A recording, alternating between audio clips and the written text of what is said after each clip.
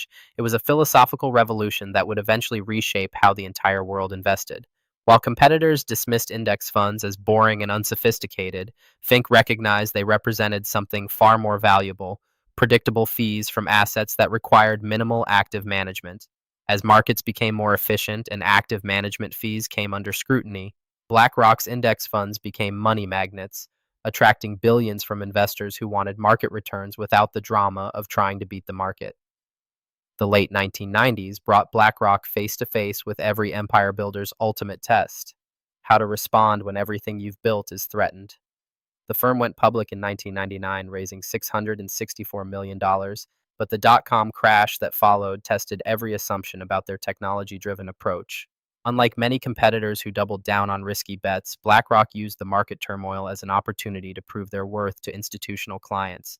Their Aladdin system, now managing over $100 billion in assets, became the industry's go-to solution for understanding and managing risk. Major banks, insurance companies, and pension funds weren't just investing with BlackRock, they were paying to access the same technology platform that had made BlackRock successful. The 2008 financial crisis transformed BlackRock from a major player into an indispensable force in global finance. While investment banks collapsed and hedge funds imploded, the U.S. government turned to Larry Fink's empire for salvation. BlackRock was hired to manage the toxic assets from Bear Stearns, help stabilize AIG, and oversee the government's response to the banking crisis. The firm that had been built on the ashes of a $100 million mistake was now being trusted with trillions of dollars in emergency interventions. This wasn't just consulting work, it was the ultimate validation that BlackRock's approach to risk management had become essential infrastructure for the global financial system. By the end of 2008, they were managing over $1 trillion in assets, having grown 20-fold in just 2 decades. But Fink's masterstroke came in 2009 with the acquisition that would cement BlackRock's dominance for generations.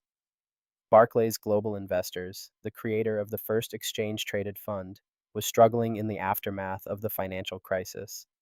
For $13.5 billion, BlackRock acquired not just a competitor, but the crown jewel of passive investing: the iShares ETF platform. Overnight, BlackRock became the undisputed king of index investing, controlling nearly 40% of the global ETF market. The acquisition brought their total assets under management to over $3 trillion, but more importantly, it gave them a stranglehold on the fastest growing segment of the investment industry. Every investor who wanted broad market exposure at low cost was now, directly or indirectly,